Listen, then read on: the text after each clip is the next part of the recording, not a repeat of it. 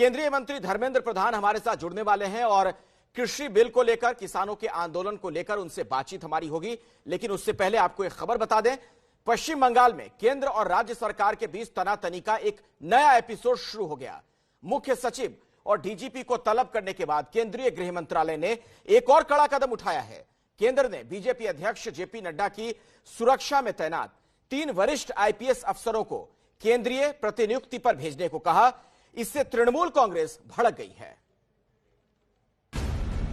पश्चिम बंगाल में बीजेपी के राष्ट्रीय अध्यक्ष जेपी नड्डा के काफिले पर हुए हमले के मामले में केंद्र और ममता बनर्जी की सरकार के बीच टकराव बढ़ गया है।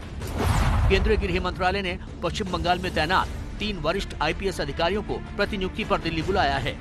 इनमें साउथ बंगाल के IG Rajeev Mishra, presidency range के डीआईजी प्रवीण त्रिपाठी और डायमंड हार्बर के एसपी भोलानाथ पांडे शामिल हैं।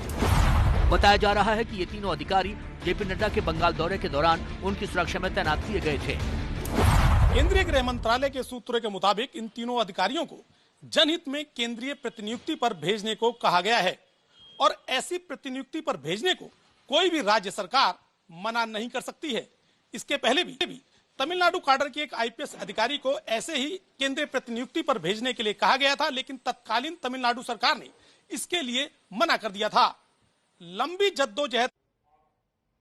तो पश्चिम बंगाल से आ रही इस बड़ी खबर से जुड़ी कुछ और जानकारी हम आगे आपको देंगे, लेकिन फिलहाल हम धर्मेंद्र प्रधान जी का रुख कर लेते हैं। केंद्रीय मंत्री धर्मेंद्र प्रधान हमारे साथ जुड़ चुके हैं। बहुत बहुत स्वागत धर्मेंद्र जी आपका एबीपी न्यूज पर। और मेरा पहला सवाल आपसे सर यही है, 17 दिन गुजर गए, 17वां दिन किसानों के आंदोलन का, ये गतिरोध आप लोग दूर क्यों नहीं कर पा रहे हैं? पेच कहां फंस रहा है? अखिलेश जी, हम खुले मन से सारे किसान भाइयों के साथ चर्चा करने के लिए प्रस्तुत हैं। पिछले दिनों में कृषि मंत्री श्री तोमर जी, वाणिज्य मंत्री श्री पीयूष गोयल जी और पंजाब से आए हुए हमारे मंत्री सोम प्रकाश जी कई राउंड में किसानों के साथ चर्चा किए। कुछ विषय में सहमति भी बनी है, कुछ विषय पे चर्चा दोनों की ओर से और भी बाकी है। प्रजातंत्र में चर्चा, संवाद यही रास्ता होता है। हम कोई भी विषय का शर्त ना रखते हुए खुले मन से वार्ता के लिए उन्मुक्त हैं। हम चाहते हैं एक आपस में समझौता की रास्ता निकल जाए। चर्चा के माध्यम से सरकार उस विषय पे बड़े खुले मन से चर्चा करना चाहती है। जी अच्छा, एक बात बताइए धर्मेंद्र जी, आप लोग तो संवाद के माहिर माने जाते हैं, कम्युनिकेशन में आप लोगों से आगे शायद ही कोई हो। इसके बावजूद क्या कोई संवादहीनता है क्या किसानों के साथ? क्यों नहीं वो ये चीज आप लोग? हाँ बोलिए। नहीं अखिलेश जी, मैं नहीं मानता हूं कोई संवादहीनता है, लेकिन जो पिछले 17 दिनों की आपने एक अनुभव बताया, हम लोगों के भी कुछ अनुभव सामने आ रही है कि मांगों में जो विषय रखी गई थी पहला दिन से, और जो आंदोलन के दौरान कुछ विषय सामने आई है, उसमें कई प्रकार की विषमताएं भी ध्यान में आती है। जो मूल कोर इश्यू है, शंका किस बात की है? हम लोग तो कई बार इस विषय पे स्वयं माननीय प्रधानमंत्री जी ने भी बार बार, आज भी फिक्की की फोरम पे बोलते हुए माननीय प्रधानमंत्री जी ने भी आज अपील किया है, देश की गृह मंत्री, देश की रक्षा मंत्री, देश की कृषि मंत्री, वाणिज्य मंत्री, ये सारे लोग जिम्मेवारी के साथ भाई कौन सी मुद्दे पे आपकी असहमति है, उसमें क्या सुधार करनी चाहिए। जैसे एक बार कहा गया ये 3 कानून की दायरे में ये नहीं था, लेकिन कहा गया कि एमएसपी के बारे में और स्पष्टता दो। हमने कहा कि एमएसपी तो भाई हमारे समय में एमएसपी बढ़ी है। पिछले दिनों में एमएसपी 5 साल, 9 से 14 अगर हम हिसाब करें, 5 साल के अंदर सिर्फ 3,74,000 करोड़ रुपया की एमएसपी के ऊपर खर्चा हुई थी। हमारी पिछले 5 साल में वो बढ़ के दुगनी होके 8 लाख करोड़ रुपया हमने खर्चा किया है। एमएसपी तो बंद होने वाला नहीं है, लेकिन किसान भाइयों ने कहा कि उसको लिखित रूप में दे सकते क्या? हमने कहा बिल्कुल दे सकते हैं, दिए भी, देने का आश्वासन भी दिए। इसलिए कुछ विषय में तो सहमति है। ये बड़ी बात आप बता रहे हैं आगे बात बढ़ रही है। धर्मेंद्र जी, सर मैं चाहूंगा दोबारा ये बात आप बताइए। आप बड़ी जानकारी दे रहे हैं एबीपी न्यूज पर कि आप लोग लिखित में एमएसपी पर भरोसा देने को तैयार हैं, आप ये कह रहे हैं, क्योंकि किसान बार बार यही कह रहे हैं कि लिखित में चाहिए हमें। ना उस विषय को कहा गया है, उसके ऊपर कई विषय। भाई एपीएमसी के बारे में स्पष्टता दीजिए, हमने कहा वो भी देंगे हम लोगों को। आप एपीएमसी के बारे में स्पष्टता देते, कहीं भी कानून में यह व्यवस्था नहीं है कि एपीएमसी जो अभी है वो बंद हो जाएगा। एपीएमसी के आगे निजी मंडी भी खुलेगा। मूल विषय है कि किसानों को अपना उपज की बाजार मूल्य मिले। एपीएमसी से एक देखिए 22 कमोडिटी का, क्या देश के किसान सिर्फ 22 कमोडिटी उत्पादित करती है? 22 कमोडिटी पे एमएसपी है, उसके अलावा तो बाकी सारे में मार्केट ड्राइव प्राइस है, वो मंडी से ही अटक जाती है, सरकारी मंडी से। उसको हम लोग कह रहे हैं कि भाई किसान को विकल्प होनी चाहिए, वो अपना उपज कहीं भी बिक्री करे, पुराने मंडी बने रहेगा, उसके ऊपर भी हम सहमत है, उसके ऊपर भी हम आश्वासन देने के लिए तैयार है। लेकिन ये सारा विषय की आगे बढ़ते हुए ध्यान में आ रहा है कि शायद कुछ मित्र तो भ्रमित है, लेकिन कुछ सियासी ताकत उसकी पीछे रह के उसको एक अलग दिशा में ले जाने का कोशिश कर रहे हैं। आज तो मांग ये भी आई है कि भाई फलाना व्यक्ति जो गिरफ्तारी हुई है किसी राजद्रोह के मामले में, इसको भी रिहा करो। ये क्या किसान की मुद्दा है क्या? यहां तक भी तो बात पहुंची है। तो इसका मतलब आपको लग रहा है पर्दे के पीछे कुछ खेल चल रहा है, कुछ और लोग हैं किसान आंदोलन को मुखौटा बना रहे हैं। जी देखिए कुछ पिछले 2014 के उपरांत दो प्रकार की हमारी देश में ताकत एक विषय को, एक प्रजातांत्रिक फैसला की, भारत की नागरिकों की एक सोची समझी राजनीतिक निर्णय को पचा नहीं पाते हैं। 2014 में देश की जनता ने देश की किसान, नौजवान, महिला, गरीब, पिछड़े, वंचित वर्ग और नरेंद्र मोदी जी को आशीर्वाद किए, सेवा का मौका दिया। 2019 में भी अच्छे कामों के लिए दोबारा आशीर्वाद दिया। विशेष करके कांग्रेस पार्टी और उनकी कुछ सहयोगी मित्र इस विषय को पचा नहीं पाते हैं जी। उनको लगता है कि कांग्रेस पार्टी और उसकी नेतृत्व और उसकी प्रमुख खानदान को लगता है शासन की मोनोपोली, शासन की जागीर, ये देश हमारी जागीर है। नरेंद्र मोदी जी कहां से आ गए, गरीब घर की व्यक्ति, उसको क्या मालूम है देश चलाने के लिए? यही एक सामंतशाही मनोस्थिति। धर्मेंद्र प्रधान जी, जहां तक मैं समझ पा रहा हूं, आप ये कहना चाह रहे हैं क्या कि जो लोग वोट में हार जा रहे हैं, आप लोगों से, प्रधानमंत्री मोदी से हार जा रहे हैं चुनाव में, वो अब इस तरीके से बदला लेना चाह रहे हैं, ये कहना चाह रहे हैं आप? जी, यही हो रहा है। देखिए, आप पिछले दिनों में हम पार्लियामेंट क्यों बैठती है? पार्लियामेंट विषय पे चर्चा करने के लिए, कानून बनाने के लिए, देश की नीति बनाने के लिए। हम लोगों ने, देश की जनता ने मोदी जी को भरोसा जताया। मोदी जी की सरकार ने कोई छुपा के तो कोई चीज नहीं किया। धारा 370 हम कई दशकों से कह के आ रहे हैं कि हम उसको समाप्त करेंगे। एक देश में एक कानून, एक विधान, एक प्रधान की व्यवस्था हम लाएंगे, उसको लाए। जो लोग उसको विरोध कर रहे थे वो आज भी यहां आपके साथ सक्रिय हो गए। सीएए में जो लोग विरोध कर रहे थे इसी में सक्रिय हो गए। ये तो एक वैचारिक लड़ाई है ना जी। जो लोग हमारी देश में अस्थिरता, गैर प्रजातांत्रिक ताकत की हिमायतकार है, ये आप बड़ी बात कह रहे हैं धर्मेंद्र प्रधान जी। आंदोलन धर्मेंद्र प्रधान जी, आप केंद्रीय मंत्री हैं, तो क्या आप ये कह रहे हैं कि जो देश विरोधी ताकतें हैं वो इस आंदोलन को हवा दे रही हैं?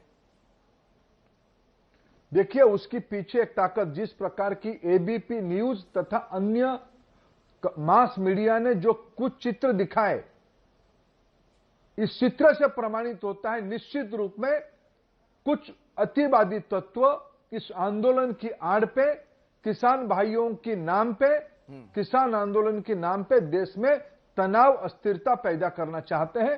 ये प्रमाणित हो चुका है, मीडिया ने उसको सामने लाया है। ठीक है धर्मेंद्र जी, देखिए, किसान अन्नदाता है, उसकी मांगों पर या उनकी मंशा पर कोई सवाल खड़े नहीं कर सकता है। लेकिन अगर इसकी आड़ में, यानी किसानों की फसल के नाम पर वोटों की फसल की बात कोई करेगा तो वो भी बेपर्दा होना चाहिए। मैं दो उदाहरण आपके सामने भी रख रहा हूं और मैं चाहूंगा कि आपके पास भी इससे मुतल्लिक कोई जानकारी हो तो रखिएगा।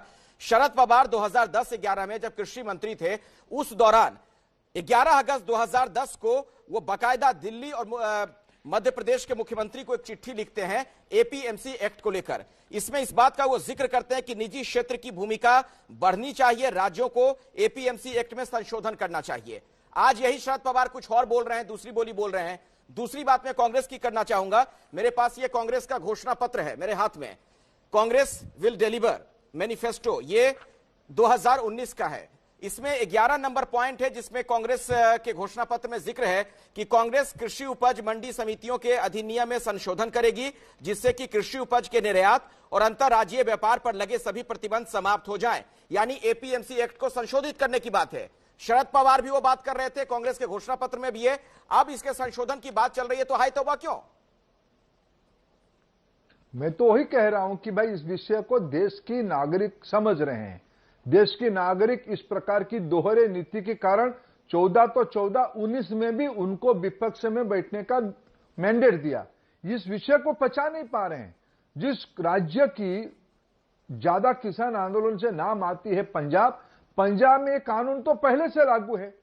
कॉन्ट्रैक्ट फार्मिंग की व्यवस्था अमरिंदर सिंह जी की सरकार में, कैप्टन साहब की सरकार में अभी भी लागू है।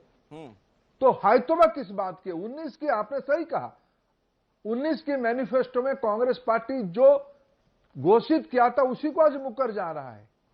शरद पवार साहब देश की बड़े नेता है, कई भूमिका में उन्होंने और खुद को किसान के प्रतिनिधि मानते हैं और हम लोग भी आदर करते हैं, उनसे कुछ बातों को ग्रहण भी करते हैं। हम तो खुले मन से किसी की भी सुझाव को लेना चाहते हैं। शरद पवार साहब जो विषय, मैं संसद के हिस्सा था 2008-9 के दौरान, वो कृषि मंत्री रहते हुए जो बात पार्लियामेंट के अंदर कहे थे, जो राज्यों को चिट्ठी लिखे थे, जो केंद्रीय सरकार की फाइलों में पड़ी है, वो आज ठीक उसकी विपरीत बात कहते हैं। इनकी एक ही मंशा है, मोदी को विरोध करना। अच्छा, किसान भाइयों के नाम पे मोदी को विरोध करना। कौन सी बातों पे आपत्ति है? क्या मूल बात है? मोदी जी कोई नई बात तो छुपा के तो नहीं कर रहे हैं। 2013 में जो वो देश में भ्रमण कर रहे थे, जन आशीर्वाद ले रहे थे, तब भी उन्होंने कहा था देश के किसानों की आय को दुगनी करनी पड़ेगी। लोग मजाक उड़ा रहे थे, कहां से हो जाएगा? आज जब वो सफलता की ओर हम बढ़ रहे हैं, मैं पेट्रोलियम विभाग की जिम्मेदारी संभाल रहा हूं। हम 8 लाख करोड़ रुपया की एनर्जी इंपोर्ट करते हैं, आयात करते हैं। अभी मोदी जी ने नीति बनाई, एथेनॉल, कृषि उपज से, कृषि वर्ज्य से, एग्री वेस्ट से, पराली टाइप की चीजों से, कंप्रेस बायोगैस और बायोडीजल, इसमें से 1 लाख करोड़ रुपया की इंपोर्ट हमें घटाना है। इसकी सीधा सीधा फायदा देश के किसानों को मिलेगा। कौन मना किया था कांग्रेस को जब उन्होंने जिम्मेदारी संभाल रहे थे, तब एथेनॉल की काम बढ़ाने के लिए? भारत के कृषि क्षेत्र को, विशेष करके शुगर, पैडी, व्हीट, मेज, यह सारी चीज जो अधिक उत्पादित होती हैं, उसको बाजार की मूल्य मिलता, एक अलग ऑप्शन मिलता। कौन मना किया था? अच्छा, आज ये सब जो होते दिख रहा है, जी अशोक प्रधान जी, कहीं ऐसा आज तो ये नहीं, सब जो होते दिख रहा है, हाँ, कांग्रेस पार्टी उसको संभल नहीं पा रही है। ठीक है, विपक्ष की जो राजनीति देखने को मिल रही है, खासतौर पर किसान आंदोलन की आड़ में जो उनकी राजनीति शुरू हो गई है, क्या आपको लगता है कि आपस में भी वो लोग भिड़ रहे हैं? कैप्टन अमरिंदर सिंह का एक बयान आता है पिछले दिनों में, जब अरविंद केजरीवाल पर वो सवाल खड़े करते हैं। वो कहते हैं कि ये वही अरविंद केजरीवाल हैं जो सरकार का जो गजट नोटिफिकेशन होता है उसको तुरंत नोटिफाई कर देते हैं और दूसरी तरफ सेवादार बनकर किसानों के बीच पहुंच जाते हैं, जो कि उनका पाखंड दिखाता है। देखिए, जब अंतर विरोध की कई ताकत इकट्ठा होते हैं, ये एक समय में बेनकाब होना ही अभी होना शुरू हुआ है। आगे देखिए इनकी असली चेहरा कैसे कैसे सामने आएगा। लेकिन मैं आत्मविश्वास के साथ कहता हूं, मोदी जी की कार्यकाल में न केवल एमएसपी, मैं एक और उदाहरण देना चाहूंगा। शरद पवार साहब देश के कृषि मंत्री थे, यूपीए की हिस्सा थे। 10 साल के 2004 से 14 तक उन्होंने एक बार कृषि ऋण को माफ किया 70,000 करोड़ रुपया की। मोदी जी हर एक साल किसान सम्मान निधि के नाम पे एक एमएसपी के अलावा 75,000 करोड़ रुपया सालाना देने की जिम्मेवारी लिया, दे भी दिया है। बैंक खाते में दिया, किसानों को कोई बिना बिचौलियों को माध्यम से सीधा बैंक खाते में दिया। इंश्योरेंस की क्या स्थिति थी? पिछले दिनों में 7 करोड़ किसान 17,000 करोड़ रुपया की इंश्योरेंस बेनिफिट पाए। एवरेज अगर हम निकालें 100 रुपया की प्रीमियम में 500 रुपया की मुआवजा उनको मिली है। ये सारे कार्यक्रम कृषि को 1 लाख करोड़ रुपया खर्चा करके एग्री मार्केटिंग इंफ्रास्ट्रक्चर बनाने के लिए योजना मोदी जी ने बनाई है। एग्रीकल्चरल फाइनेंस मल्टीफोल्ड बढ़ी है। प्रायोरिटी सेक्टर में नए नए चीजों को जोड़ा गया है। ये क्या किसान हितैषी की नीति नहीं है? हाँ धर्मेंद्र प्रधान जी, लेकिन जब इतनी बातें आप बता रहे हैं, इतना काम आपने किया है, तो उन किसानों को आप क्यों नहीं समझा पा रहे हैं? एक सवाल तो यह भी खड़ा होगा ना, क्योंकि इसके दो पहलू हैं, जरा समझिए इस चीज को। ये जो किसान आंदोलन चल रहा है दिल्ली की सीमाओं पर, उसकी वजह से अब दिल्ली एनसीआर के लोगों को बहुत परेशानी भी हो रही है। वो पूरी सीमाएं जो सील हो गई हैं, बंद हो गई हैं, तो सरकार के लिए यह भी जरूरी है कि वो चीजें शुरू हो सुचारू तरीके से, लोगों की जो आम दिनचर्या है वो शुरू हो दिल्ली वालों की। नहीं, अखिलेश जी, मैं इस विषय को स्वीकार भी करता हूं, लेकिन प्रजातंत्र में कुछ चीजों को हमको भी सम्मान करना पड़ेगा।